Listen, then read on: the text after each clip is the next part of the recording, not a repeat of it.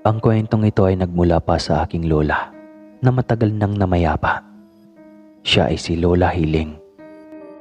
At ang pangyayaring ito ay noon pang 1897 o 1897. Nangyari ito sa kasagsagan ng pananakop ng mga dayuhang Espanyol sa ating bansa.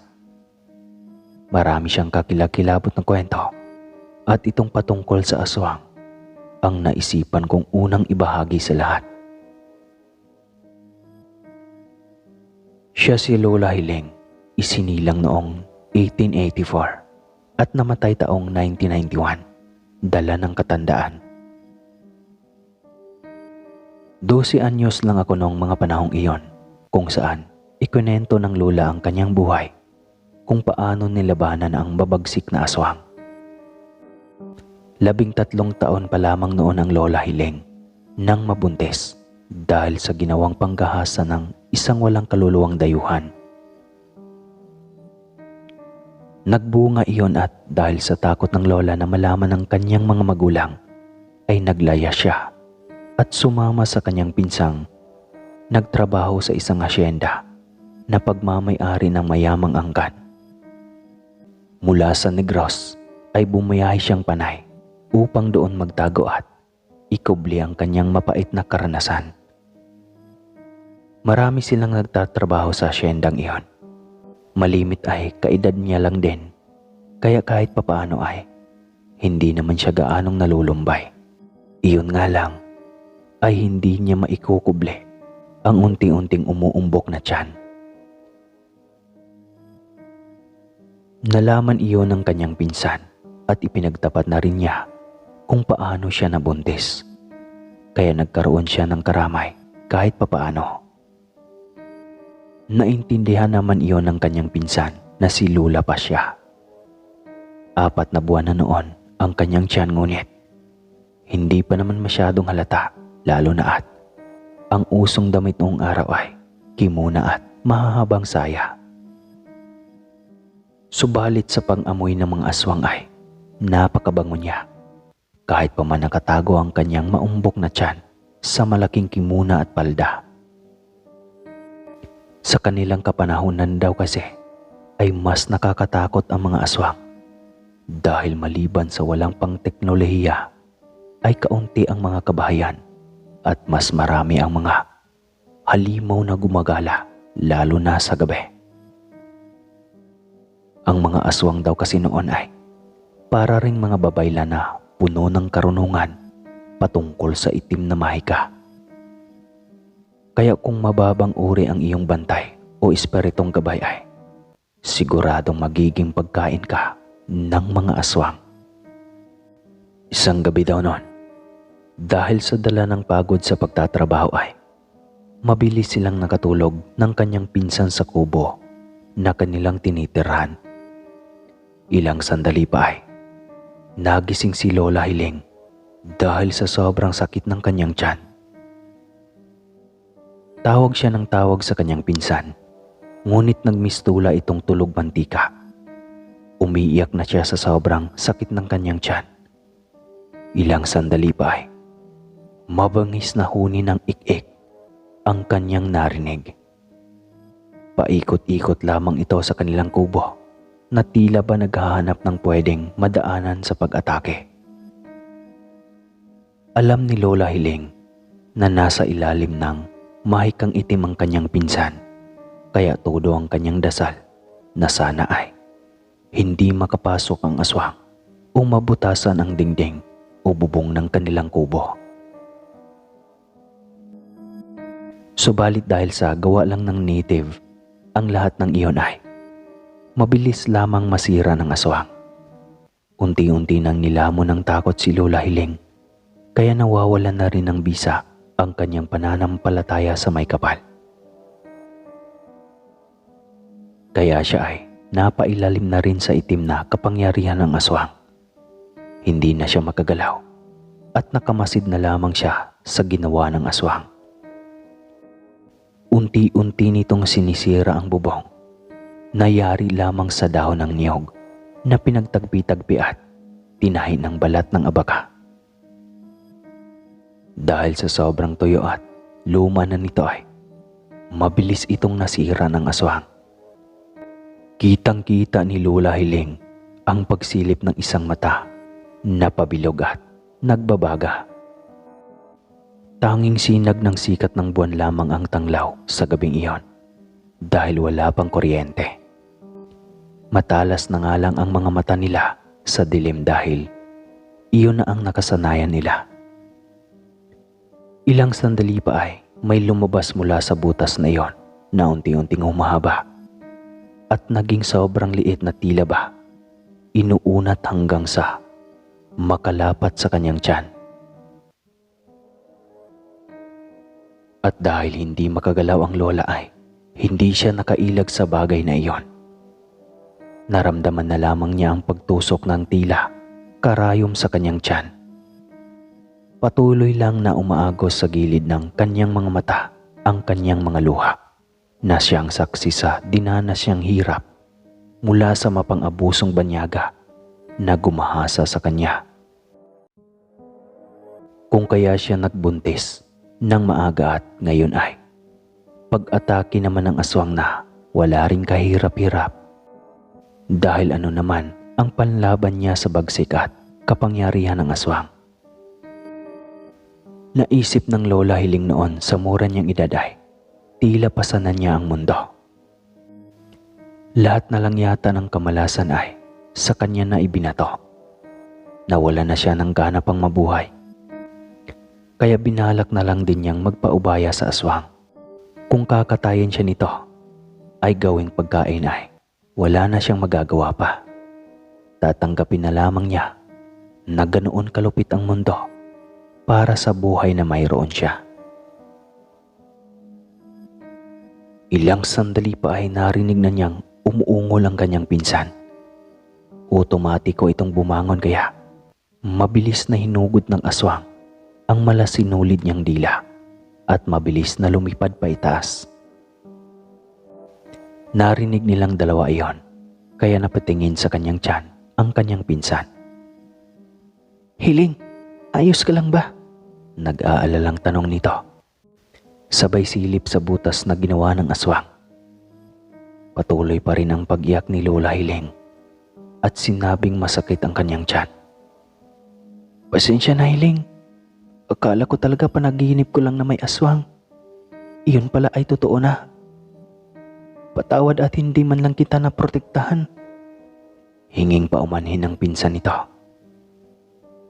"Naku Pasya, hindi mo kasalanan. Pareho tayong napasailalim sa itim na mahika ng aswang. Mabuti nga at andito ka para kahit papano ay may kasama akong pamilya." Sagot ng lola sa kanya. "Wala yun, Hiling." Sagot naman ni Lola Pasya. "Pasyensya ka na talaga, Pasya, pati tuloy ikaw nadamay sa lahat ng kamalasan ko sa buhay." Hinging paumanhin ng lola sa kanyang pinsan. "Ay nako, anong klaseng pag-uusap ito? Kung magsalita ka naman parang hindi tayo magkadugo ha?" Natatawang tanong ng Lola Pasya sa kanya. Napayakap na lamang na mahigpit ang Lola Hiling sa kanyang pinsan. Sa murang edad nila noon ay alam na nila ang pangontra sa aswang dahil talamak nga noong araw ang masasamang hininga na tulad nila. Hindi nga lang sila nakapaghanda pero naging aral iyon kay Lola.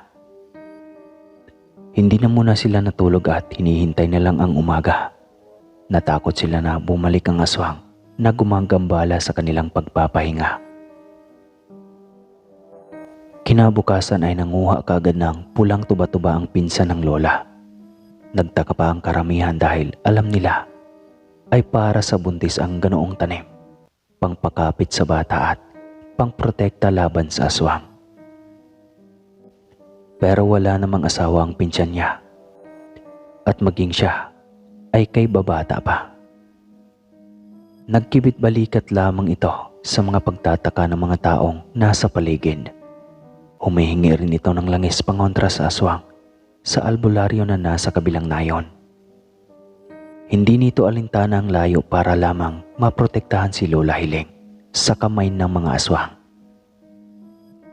Alam kasi nito na babalik at babalik ulit ang mga aswang para atakihin si Lola Hiling at hindi niya hayaan dahil kapatid na rin ang turing niya sa kanyang pinsan.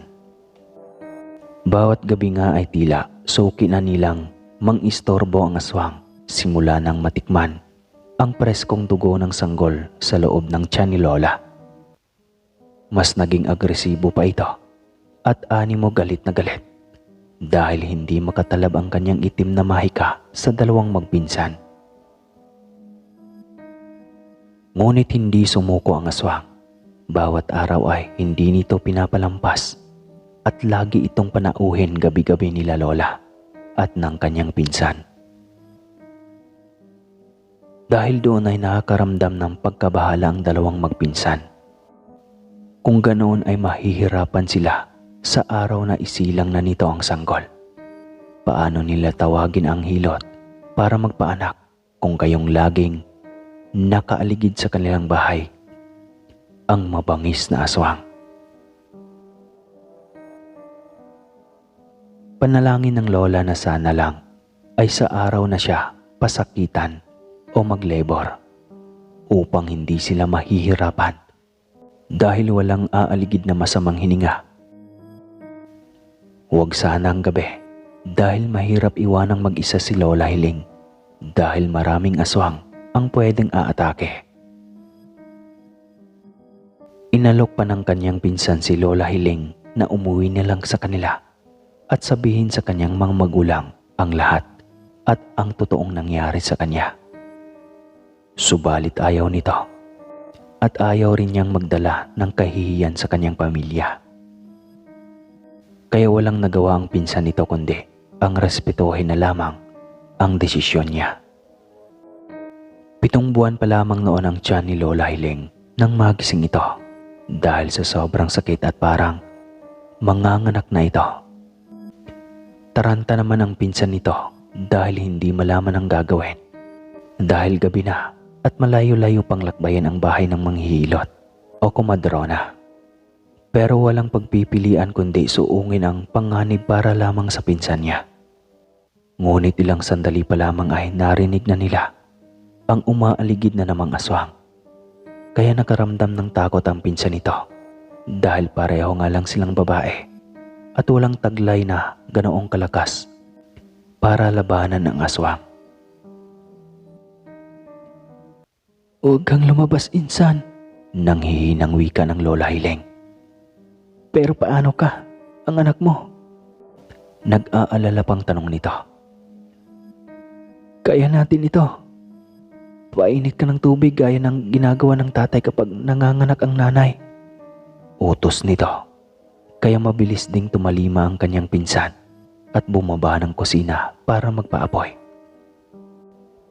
Aburido pa rin ang aswang na palibot-libot sa kanilang kubo. Samantalang ang Lola ay butil-butil na ang pawis dahil sa sobrang sakit ng tiyan. Ilang sandali pa ay dumapo na ito muli sa kanilang bubungan. Sobrang agresibo na nito at tila hindi natakot sa langis na nagmula sa albularyo. Ilang sandali pa ay naramdaman ng Lola ang sobrang paninigas ng tiyan. Mas lalo pang tumindi ang sakit kasabay ng pagiging agresibo ng aswang. Hindi lamang iyon na kontento sa pagbutas ng maliliit. Talagang sobrang lakas nito at ilang minuto lang ay malaki na kaagad ang nagawa nitong butas. Halos kasya ang 2 katao. Natakot ang pinsan ni Lola. Subalit inalala pa rin nito ang kaligtasan nila, lalo na kay Lola Hiling na nagdadalang tao. Lumipad ito papasok ng loob at dumapo sa wawan ng kubo o balayan sa Bisaya. Normal na ibong uwak lang ito kung tignan, ngunit ang nagbabagang mata nito ay kakaiba. Lalo na ang galaw nitong tila nagbabadyang sumugod kay Lola Hiling. Halos maubos na ang isang bote ng langis na bigay ng albularyo dahil sa pressure ng pagkulo nito. Tanging karit lang na ginagamit sa panggapas ng palay ang tanging gamit na mayroon sila ng mga sandaling iyon. Kaya agad iyong binunot ng pinsan ni Lola upang maghanda sa pagsugod ng aswang. Hiling, sa likod lang kita ha. Ako ang bahala sa aswang na ito. Basta kahit anong mangyari, huwag mong pabayaan ang bata sa sinapupunan mo. Bili ng pinsan ni Lola. Pasya naman. Huwag na huwag mong sabihin iyan. Makakaya nating laban ng dalawa ang aswang na iyan. Lakas loob na wika ng Lola. Biglang lumabas ang mahabang dila ng aswang at tinusok niyon ang tiyan ni Lola Hiling. Pinilit nilang tanggalin iyon ng karet. Ngunit sadyang napakadulas nito na parang sa katawan ng linta at parang goma na hindi matablan-tablan ng karet. Naghuhumiyaw na ang Lola sa sobrang sakit ng kanyang tiyan. Patigas na kasi ito ng patigas, habang ang nilalang sa itaas ay unti-unting lumulubo ang tiyan. Halatang marami na itong nasipsip mula sa sanggol na nasa tiyan ng Lola. Hindi na makapag-isip ng matino ang Lola Pasya kung ano-anong mga bagay ang ibinato niya sa itaas upang lumipad lang ang nilalang. Ngunit hindi man lang ito natinag. Naisip ni Lola Hiling na isaboy ang natirang langis sa bote na bigay ng albularyo. Ngunit hindi rin ito umabot sa kinaroroonan ng aswang. Subalit biglang binawi rin ito ang matulis na dila upang huwag matalsikan ng isinaboy na langis. Galit na galit ito na tumititig kay Lola Pasya at nagbabadyang sumugod gamit ang dalawang paa na may matutulis na kuko. Kahit sobrang takot ang isa ay nagtapang-tapangan ito. Hindi pa nga sumusugod ang aswang ay iwinasiwas na nito ang bitbit na karet. Kaya nagdadalawang isip pa rin ang aswang na sumugod. Sa huli, kumuha rin ito ng buwelo at sinugod ang Lola Pasya, kaya puro kalmot ang mukha at braso nito. Naalala niya ang kanyang pinakuluang tubig, kaya naisipin niyang kumuha ng bao ng niyog na nilagyan ng hawakan para gawing tabo. Kumuha siya mula sa palayok ng pinagkuluang tubig at hinagis iyon sa aswang. Nagwala iyon dahil sa pool ng tinira ng isang bao ng tubig na pinakuluan. Kaya mabilis na lumipad pa ibabaw at doon dumaan sa butas ng bubong na kanyang sinira. Nang tignan ni Lola Pasya si Lola Hiling ay hinang-hina na at namumutla. Kaya natakot ito na baka mamatay na ang pinsan. Hiling, huwag kang ganyan. Tarantang sigaw ng pinsan nito. Pasya, hindi ko na kaya. Mahinang usal nito. Hindi insan, kakayanin mo. Wika ni Lola Pasya, sabay silip sa pagkababae ni Lola Hiling. Pinilit niya iyong ibinukaka kahit pa man pareho silang dalawang walang alam kung paano ang tamang panganganak at pagpapaanak. Hiling, iyong ulo ng bata nakikita ko. Masayang wika ni Lola Pasya. Talaga? Wika na lamang ni Lola Hiling. Oo, kaya umiri ka. Bilis. Kaya natin ito. Sige lang. Lakas ng loob ng wika ni Lola Pasya. Kahit halos wala ng lakas ang Lola Hiling ay ubod lakas siyang umiri upang piliting mailabas ang sanggol. Sa pangatlong iri nito ay tuluyan ng lumabas ang sanggol at kasabay niyon ay ang pagkawala ng malay ni Lola Hiling. Umiyak pa noon ang Lola Pasya sa pag-aakala na namatay na ang kanyang pinsan.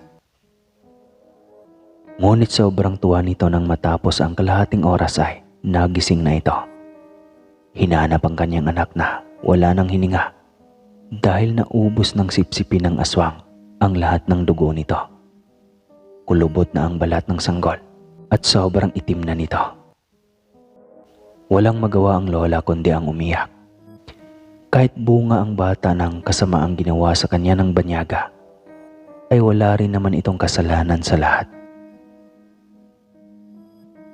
Iyon nga lang, at hindi nila nagawang protektahan mula sa babangis na aswang.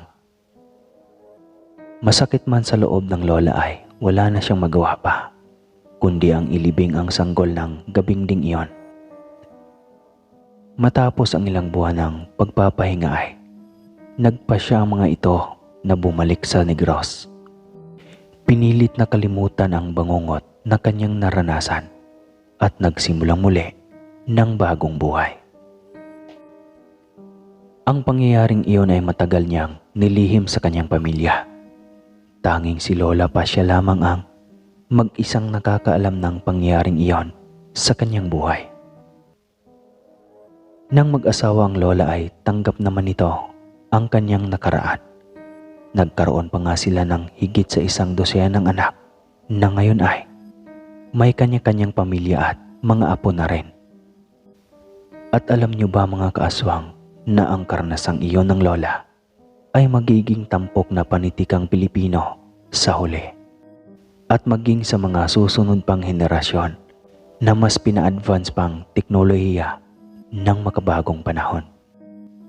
Itago niyo po ako sa pangalang Felicidad, isa sa mga apo ni Lola Hiling na madalas niyang pagkwentuhan ng mga kakaiba at kakatuwang pangyayari sa kanyang buhay. At hanggang dito na lang po. Maraming salamat po sa lahat ng nakikinig. God bless po sa inyo.